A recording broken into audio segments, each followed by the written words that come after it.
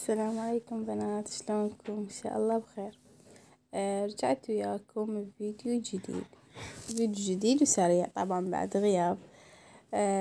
ذيك الفترة يعني صار لي فترة ما انزل فيديوهات، كنت شوي مشغولة وملتهية. تعرفون جانا البرد وجانا الانفلونزا والمرض وياكل، فكنت ملتهية وشوي غبت عنكم. فهسه ان شاء الله بعد منا ورايح راح استمر وياكم كل يومين او كل يوم انزل لكم فيديو. هسه هنا راح اسوي معكرونة بالبشاميل، وطبعا بسرعة مستعجلة، بس قلت خل اصورها الهم حتى منا ورايح، حتى لو مستعجلة حتى لو يعني مشغولة احاول ما اغيب عنكم واصور لكم. هنا معكرونة مثل ما شفتوا سلقتها بماي وحطيت وياها ملح وشوي زيت على مود لا تلزق. هاي الخطوة مهمة بنات، تحطون وياها شوي زيت او دهن. انا مثل ما تشوفون حطيت دهن، حطيت دهن ما حطيت زيت عادي، اي شي زيت او دهن، اهم شي تحطون وياها زيت او دهن. المهم هسه راح نسوي صلصة البشاميل العفو.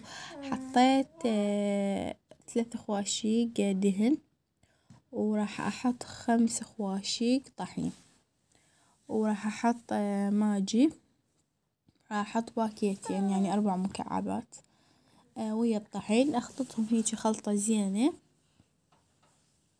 وافرغ فوقهم بنات 5 خواشيق طحين، حطيت فوقهم 4 قلاصات حليب، وراح اتاني لحد ما يسخن.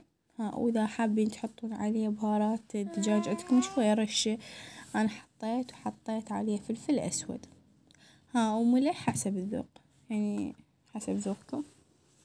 فهنا راح ننتظره يسخن ونطفي. بنات هاي صلصة بشاميل كلش طيبة، انا اعتمدها دائما كلش طيبة، وخاف يعني تشوفونها انه خفيفة. قوامها يصير شلون قوام هذا القوام، شوفوا بنات شلون قوام الشوربة، وبعد شوي اثخن مثل قوام الكيك بالضبط، ما تريدون تشوف هيك يصير قوامها. واذا ما صار عندكم هذا القوام عادي، خاشوق الطحين خطوها بشوي ماي وفرغوه فوقه بسرعة يسخن. وبنات انا ما طلعت لكم او ما رويتكم حميسة اللحم. تسوون حميسة لحم بس بدون طماطة، بس معجون تحطوه، هم كلش طيبة وياه. اكو بيهم ما يحطون، بس انا حاطين كلش طيبة وياه حميسة اللحم. هسه عندي بايركس دهنته بشوي زبد، راح اضيف المعكرونية.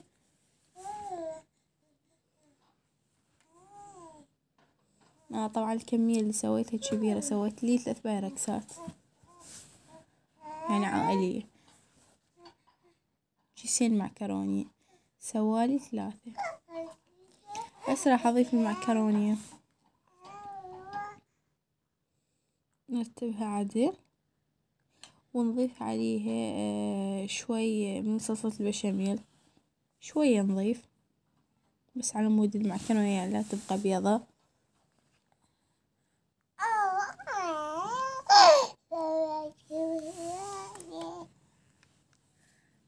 ورا ما اضيف البشاميل اضيف اللحم، حميسة اللحم.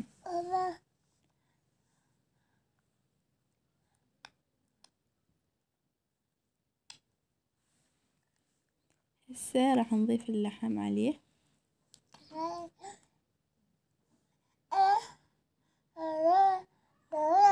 هذا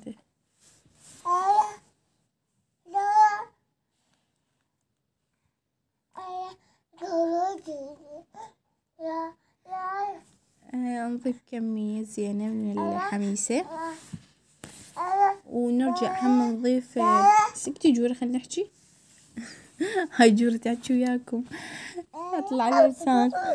المهم بنات ورا ما نضيف حميسة اللحم ايش ماما نضيف فوقها طبقة من المعكرونية، وبعدين ورا ما نضيف طبقة من المعكرونية نضيف هم نرجع نضيف بشاميل. بس بنات ورا ما تضيفون يعني ورا ما تحطون الطبقة الثانية من المعكرونية تضيفون هواي بشاميل، يعني تملونها هواي. وبعدين نحط بالوجه جبن موزاريلا، او اذا عندكم هذا جبنة الشيدر المربعات اللي نحط بالهمبرجر هم كلش طيب يصير، بس الاطيب يعني الافضل موزاريلا. وتدخلوها على فرن، درجة حرارة فرن عالية، بس الفوق الوجه يتحمر. وهاي يعني لا يحتاج تشغلون النار الجو ولا فد شي، بس الفوق على مود الجبن يتحمر ويذوب، لأن احنا المواد مالتنا كلها مستوية وكاملة. شوفوا ضفت كمية زينة من البشاميل، بس راح اضيف الجبنة.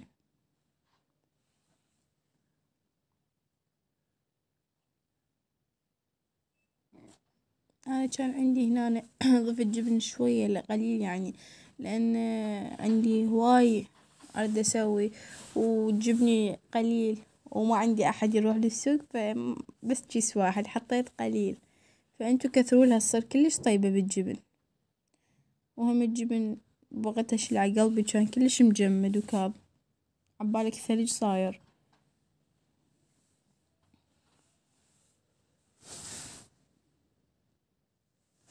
حطيلها كمية زينة من الجبن وندخلها الفرن.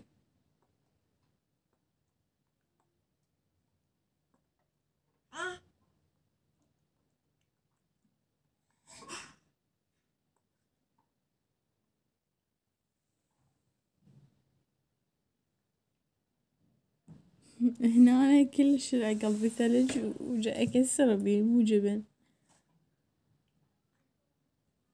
وندخلها للفرن. وبنات هذا شكلها بعد ما استوى، شوفوها. ووصلنا لنهاية الفيديو. إذا وصلت لنهاية الفيديو لا تنسوني باللايك والاشتراك.